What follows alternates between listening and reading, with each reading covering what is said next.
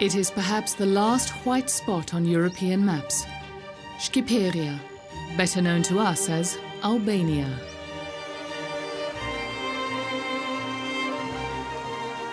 For decades, it's been completely sealed off from the outside world. Hardly anywhere else are bias and reality as far apart as here.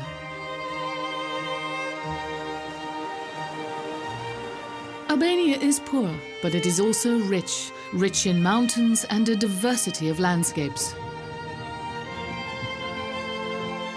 A country with warm-hearted people and a Mediterranean lifestyle. People who travel to Albania should be ready for extraordinary surprises.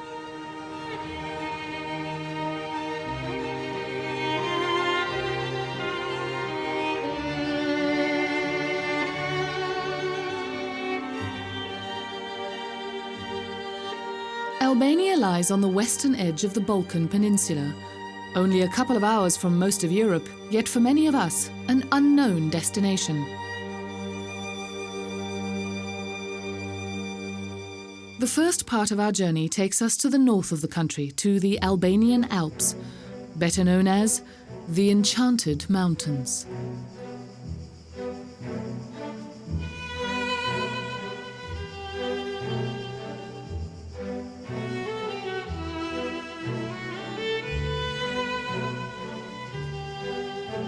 A high alpine landscape shaped by glaciers near the border with Montenegro.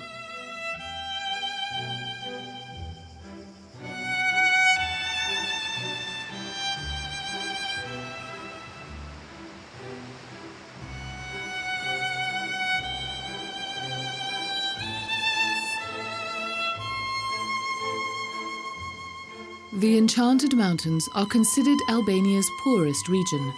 Over the past 20 years, many people have left.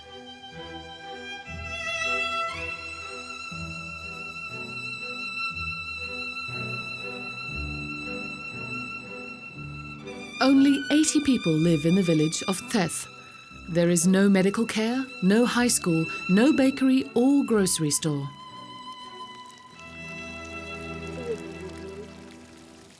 Francesc Harusha's family has stayed. In the summer, they run a guest house for backpackers. Along with farming, it is their only way to earn money.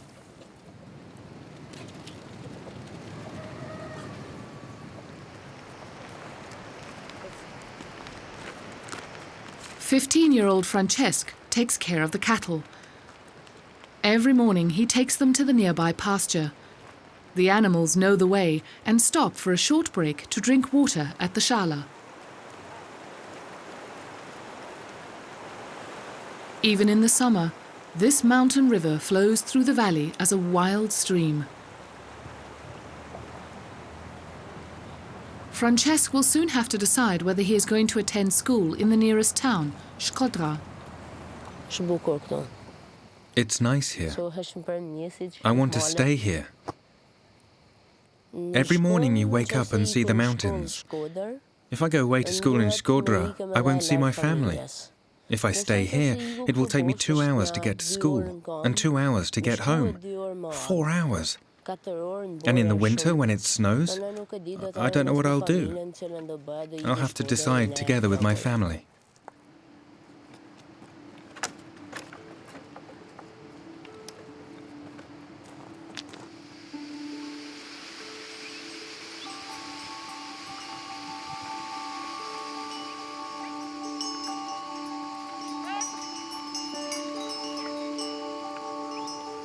Theth is in the heart of the national park. It was founded in 1966 during the communist regime of Enver Hoxha.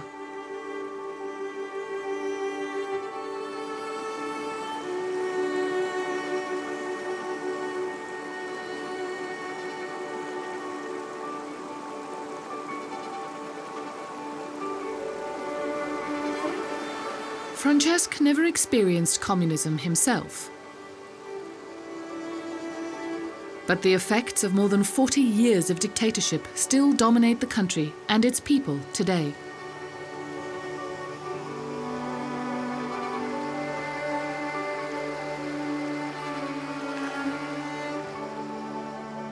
whether in the far north or the far south of Albania.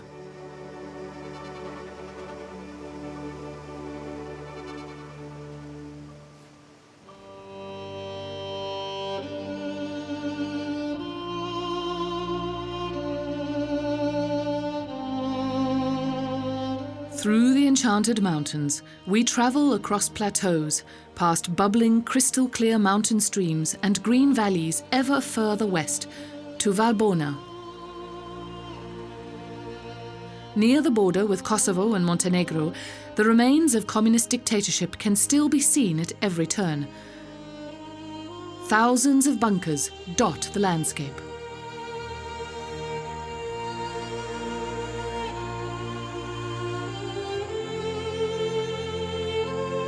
What used to be a heavily guarded border region to the former Yugoslavia has become a favourite destination for nature lovers.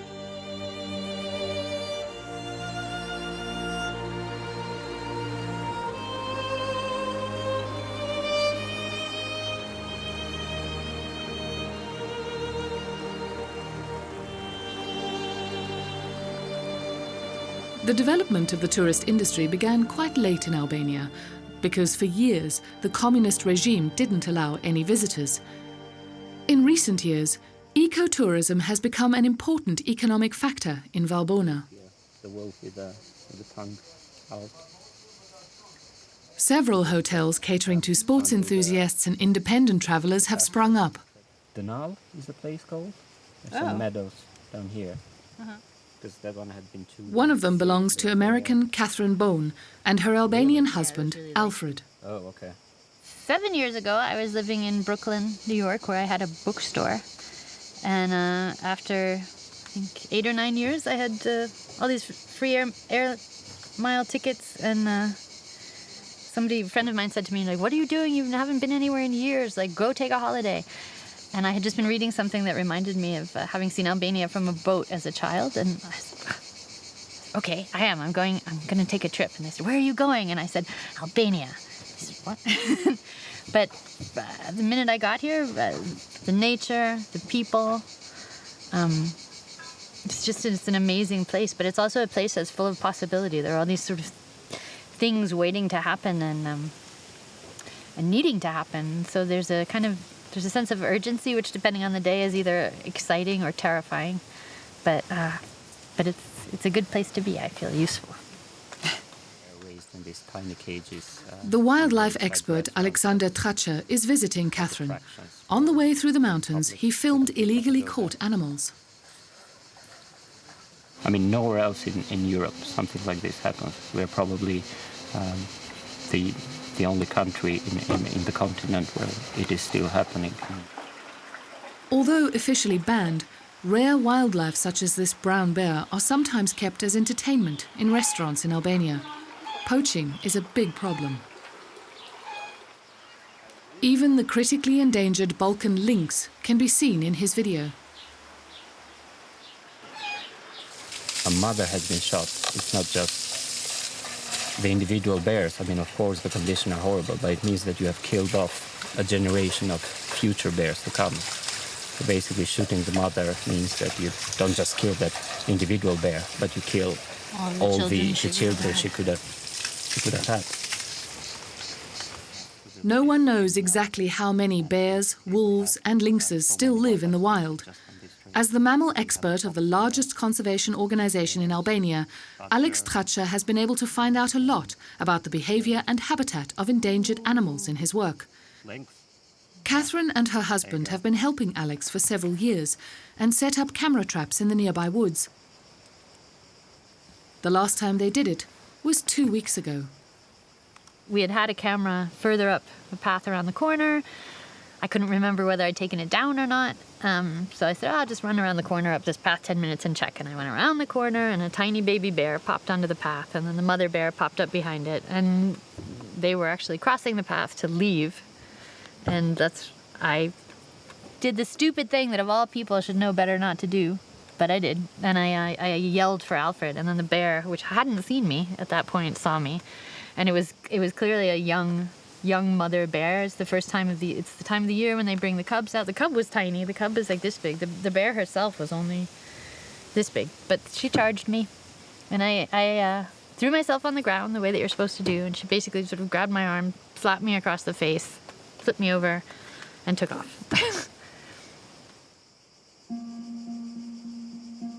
Catherine was lucky that the bear just sent her a warning.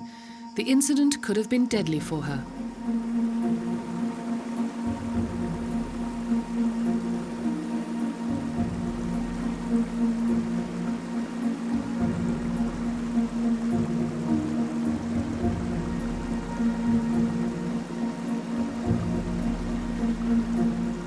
Just like Theth, Valbona Valley is also part of a national park which was created in the 60s. Often in Albania, protected areas like this only exist on paper. It doesn't stop the local people from logging illegally, setting intentional fires, or going hunting.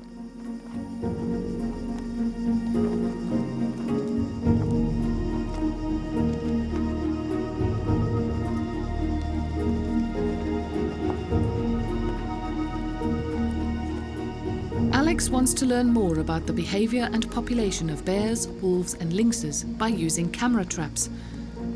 Catherine advocates for better protection of the national park, and that hasn't changed, even after her painful encounter with the bear. On the contrary, we're all actually really excited now because it's been a real wake-up call to say, I think for years what we really were interested in doing was concentrating on nature, and it's been great working with Pipinea because they come and they make us focus on this, but otherwise we get distracted with sort of everyday life and trying to run a business. But now this is really like, no, there's no time to waste.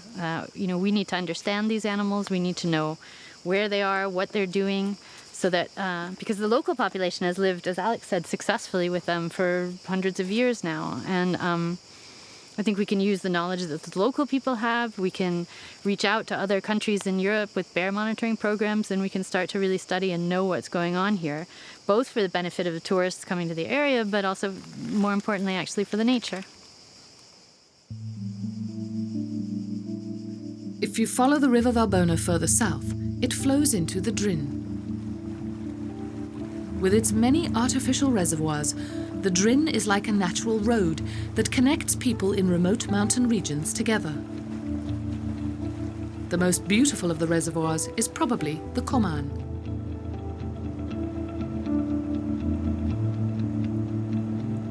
The fact that the lake has become a small tourist attraction is thanks mainly to Mario Mola. The 23-year-old uses his boat to transport residents, animals, food, and even tourists in the rough areas around the lake.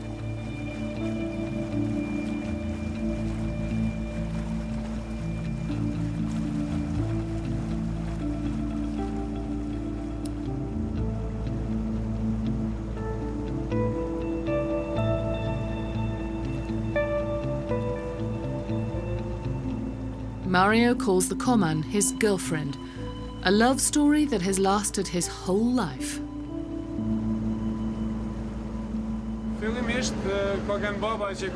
My father started this boat business. Initially, they were very small boats with small motors and 15 to 20 seats.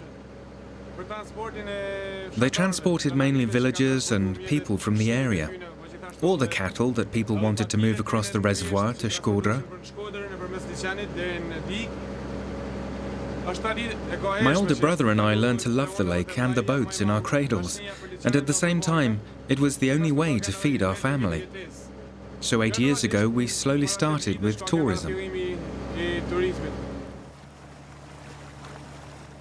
His father died in a car accident last year, which means Mario is now the head of the household, a responsibility he takes very seriously.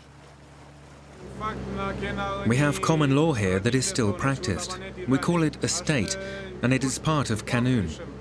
Estate means that I'm obligated to protect and preserve the land and house of my ancestors. So I've spruced up the house and now offer it to tourists as accommodation. My main concern, however, is to protect the country where I was born.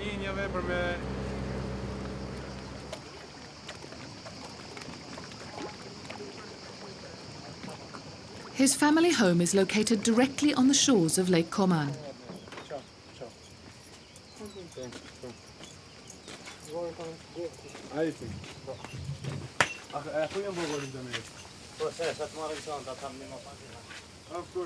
Mario's sister and mother do all the catering for the tourists.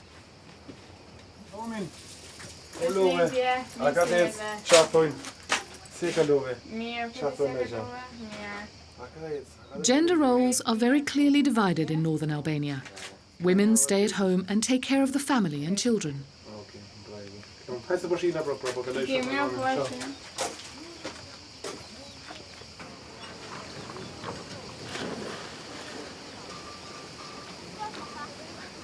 Hospitality is very important. The local common laws, called kanun, are clear on this and are known even beyond the country's borders. They are a collection of laws from the Middle Ages which regulate the coexistence of people in the rugged, mountainous regions of northern Albania.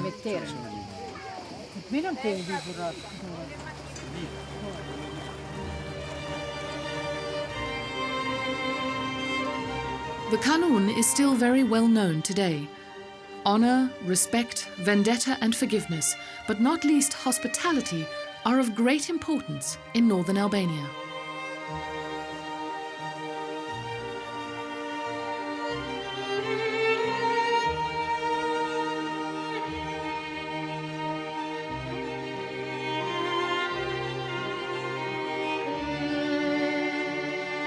Very few people live in the barren, remote mountain regions.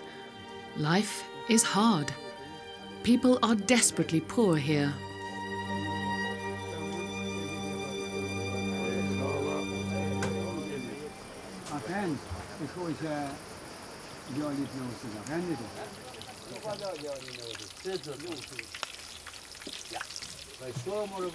On a day in July, the Festival of Forgiveness is celebrated.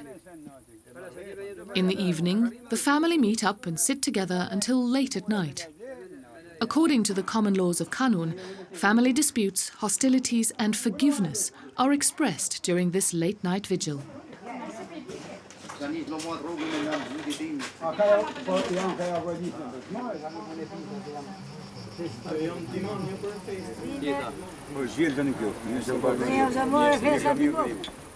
Philip Martini is on the so-called Council of Elders and explains the meaning of kanun.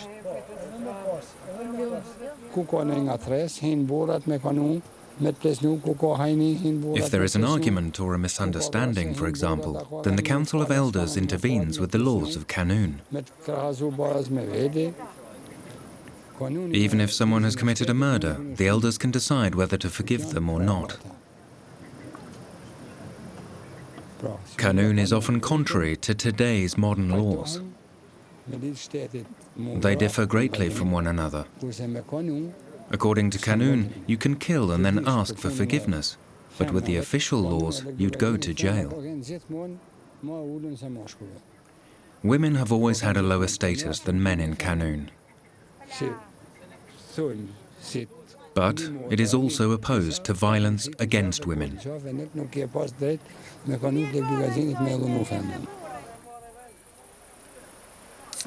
The Martini family drink their raki and celebrate the Festival of Forgiveness until late at night.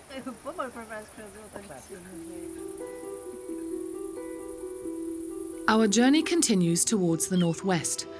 On the Adriatic coast near Montenegro, there is an exceptional landscape.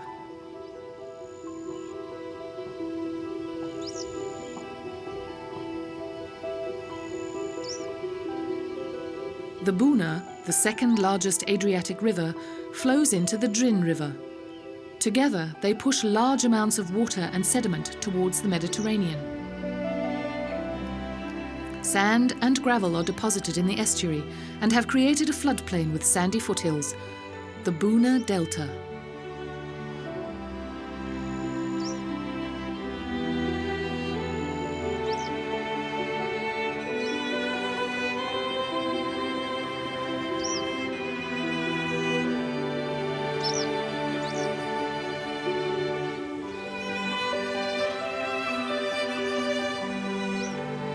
A paradise for birds and fish has developed along the 30-kilometre-long sandy beach with its lagoons.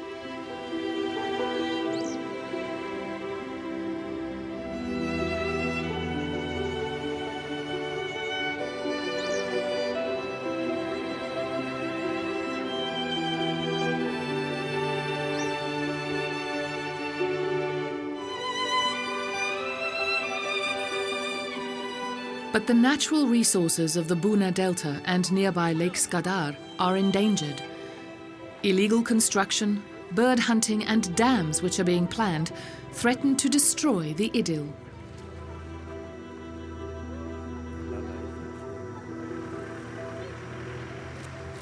South of Lake Skadar lies the city of Shkodra.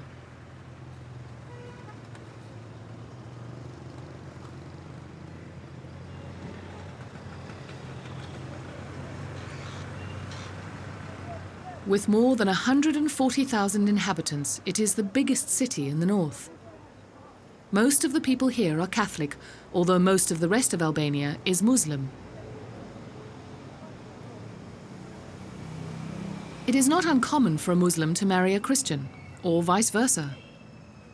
There is a well-known saying, "The religion of the Albanian is Albanianness," a sentence that has lost none of its relevance over time.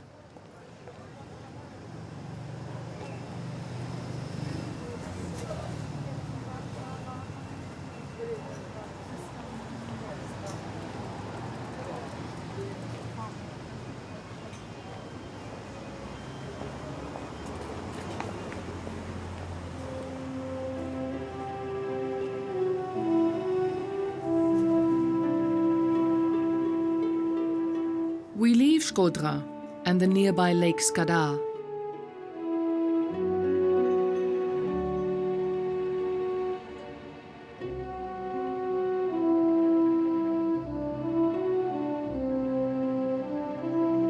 We go further south.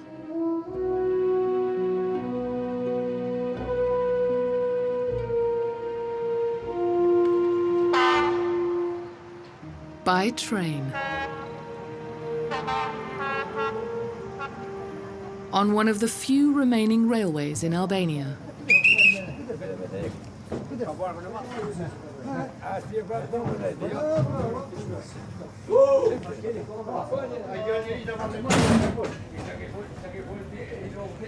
There has been a train connection between Shkodra and Tirana since 1982.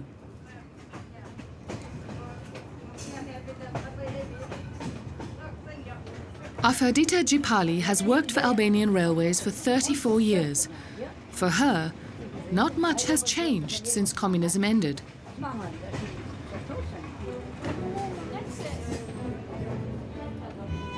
With a top speed of 30 kilometers per hour, the train chugs towards Tirana. The tracks are old. Only just enough is invested to ensure that the service can somehow continue.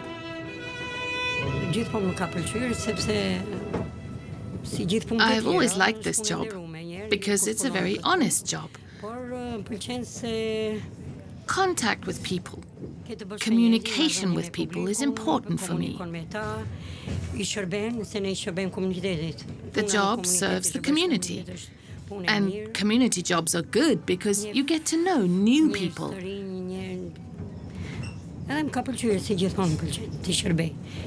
I like serving people and the community. I've always liked that.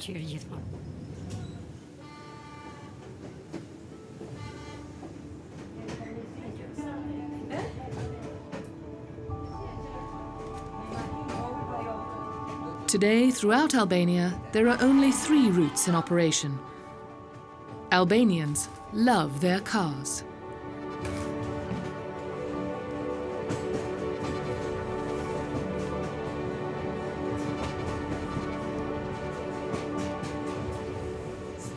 Sa treni është ecë shumë Most people have cars and have to work and want to get their errands done quickly. To get from one city to another, a car is, of course, faster than a train. The trains here are very slow and the passengers are quite poor. To get from Shkodra to Durrës costs only 160 lek.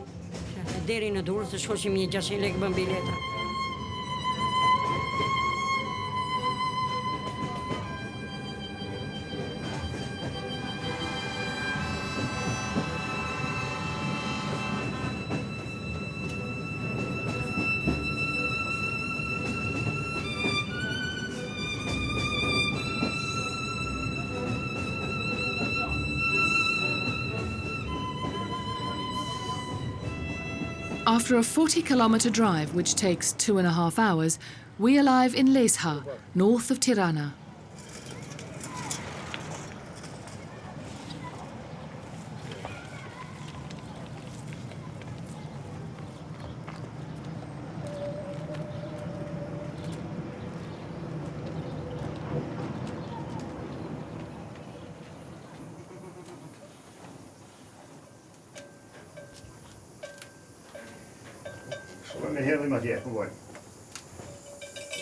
Mainly fruit, vegetable and livestock farmers live in this region.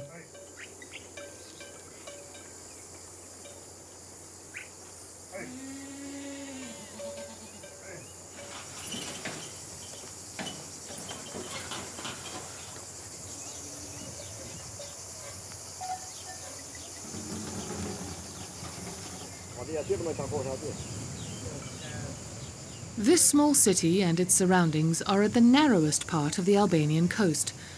The younger generation has mostly migrated to the big cities, as there is very little work.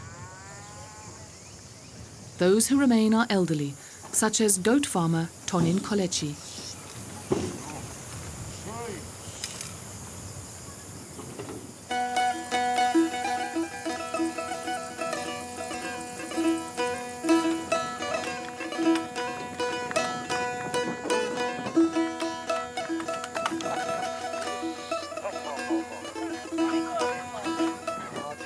Every day he harnesses his donkey to the cart and brings milk to a unique place.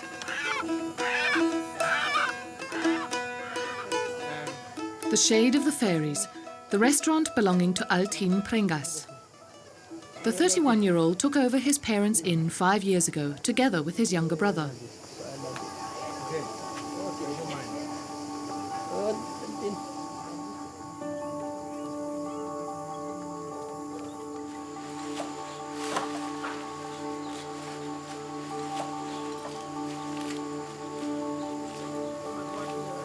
Altin cooks exclusively with products from the region. The farmers supply the restaurant daily with fresh vegetables, fruits, cereals, meat and milk.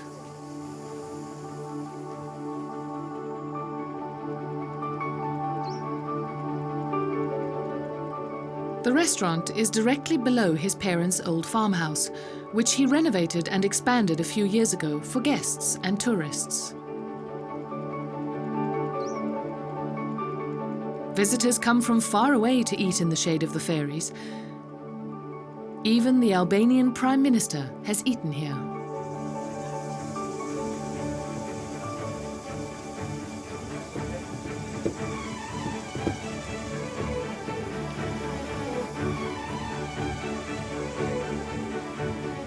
Most of the employees have worked with Altin since he opened the restaurant.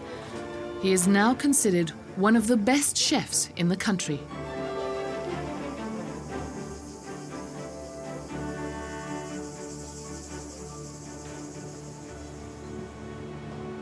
Ne kemi hapur restorantin e parë Slow Food në Shqipëri. Ai ishte 5 years ago, we opened the first slow food restaurant in Albania. Slow food was unknown to Albanians until then. Our idea is to cook traditional Albanian dishes with a modern twist. The most important thing for us, however, is that we use products from the region, from the farmers in the area.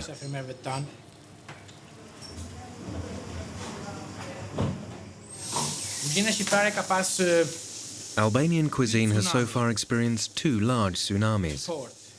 Invasions can often enrich a culture, but communism was nothing but a dictatorship. It destroyed our culinary heritage. Before that, we were a rich country. We exchanged culinary traditions with both the East and the West, with Italy, Germany and Turkey.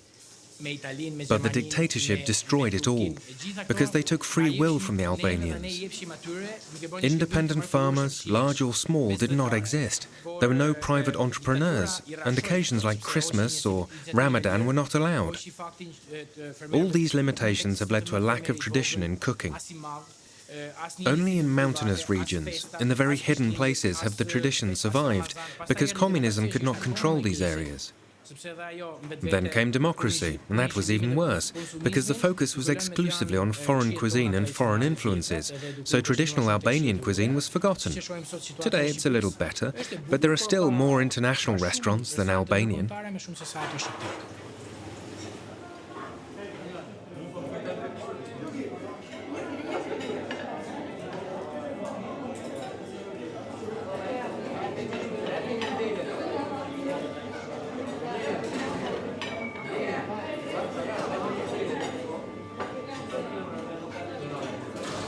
Altin and his family are ahead of their time. Sustainability and a return to culinary traditions are rare in Albania today.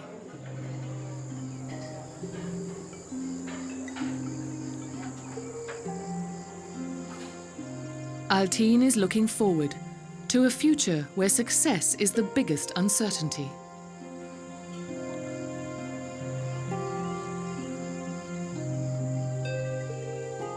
From Lezha onwards towards Tirana.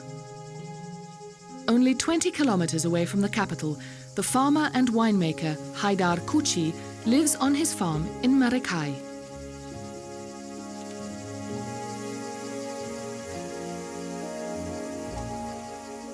The 56-year-old works the land together with his family and has created something that is still unusual in Albania.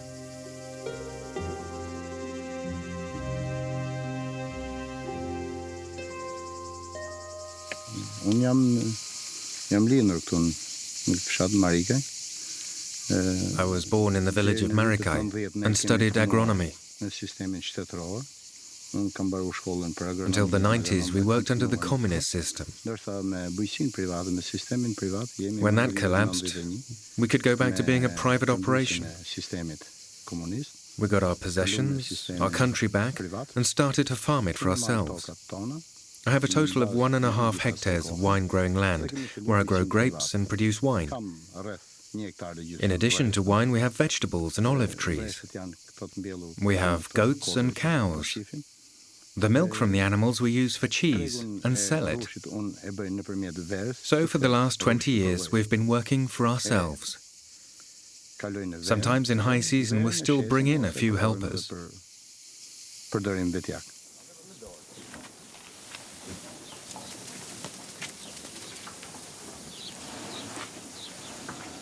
His son Skelkim and his 81-year-old mother Gemalia live on the farm and help out too.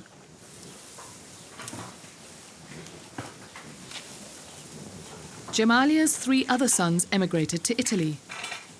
Hajdar is the only child that stayed at home and after communism fell had to fight for 17 years for the return of his family's property.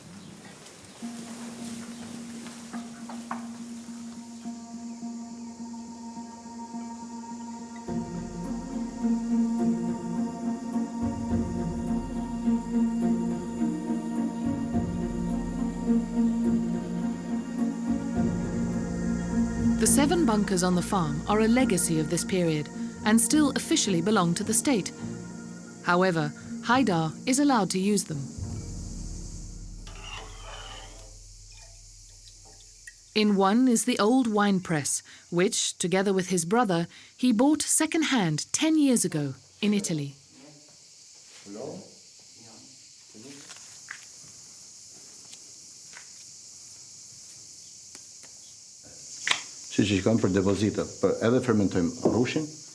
We ferment, produce and label our wines here.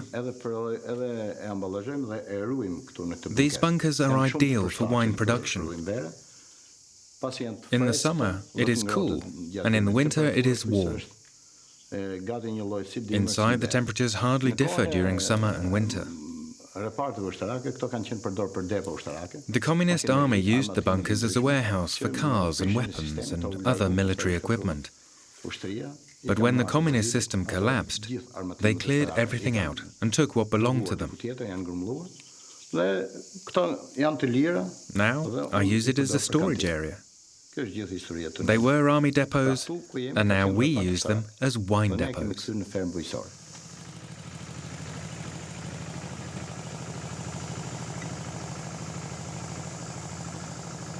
Haider's farm is less than half an hour from the capital by car. Tirana.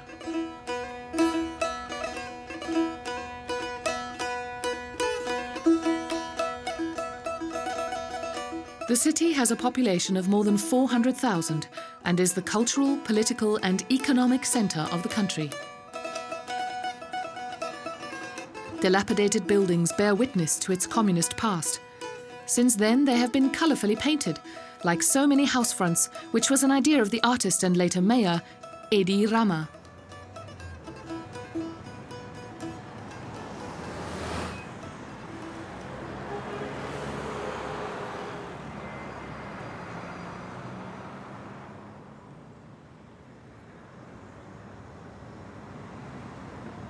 A sense of decline and new beginnings is omnipresent in Tirana.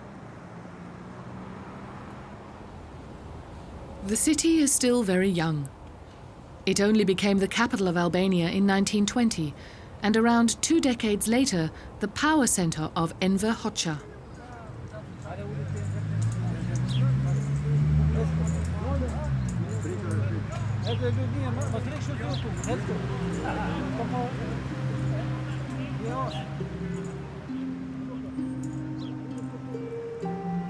Long years under the old regime took their toll on the people and the cityscape alike.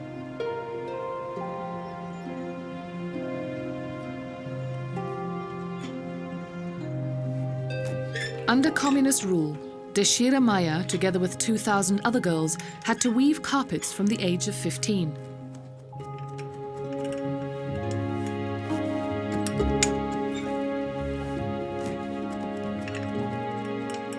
For 40 years, she fed her family of 4 with her weaving. It takes her 20 days to make a large rug.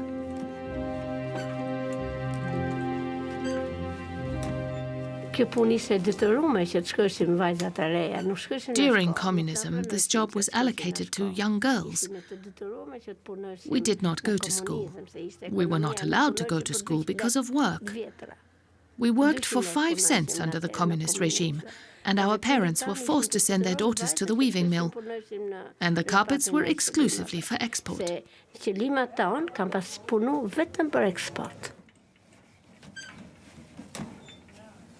Times have changed, but it is not that simple today either. Deshira cannot find enough skilled workers anymore, and so she weaves for 12 to 16 hours every day. I am happy that communism is over. It was a dictatorship for families. My kids never had the chance during those times. No matter what job, education is education and craft is craft.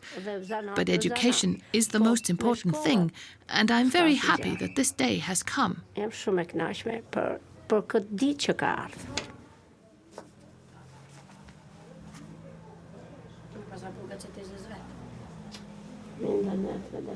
Higher education would have been impossible for women like Deshira under communism.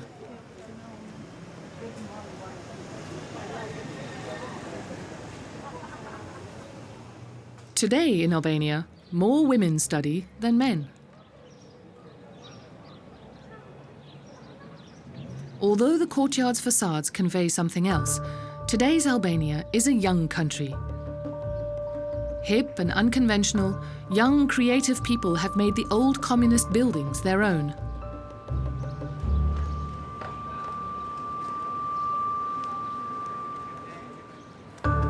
Many of them have lived abroad and have come back to Tirana.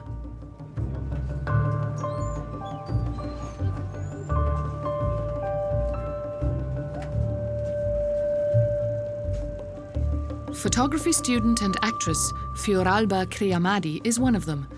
She is on the road a lot for her thesis these days. In trendy Broku, she looks for suitable locations for her pictures.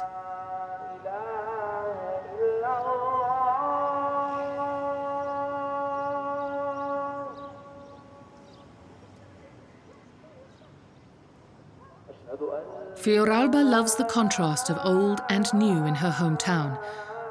A special energy she knows only from Tirana.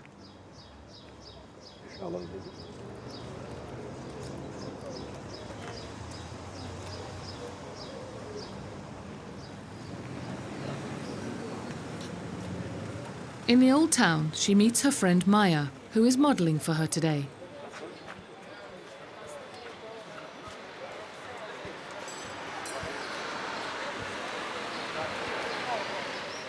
Bicycles, carpets and furniture are for sale on the narrow sidewalks. Since the small shops have no space, the shopkeepers simply sell their goods on the street.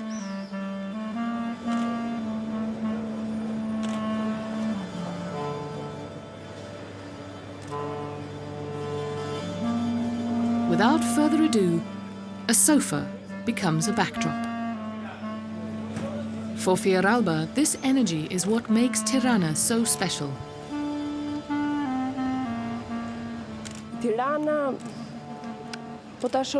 Tirana itself is creative. Wherever you go, you can find the most extreme things, from modern buildings to old communist buildings. There's a lot of pollution, and yet there are people who want to live an environmentally conscious life. Very poor people next to very rich people. There is everything here, and always something for everyone. This town is very inspiring. The problem is not finding work, but earning enough money. Few people can live from their art alone. For women, this is even more difficult here. Yes, it's hard, but we must also go forward and we must find a way. There is no straight road, nothing is easy.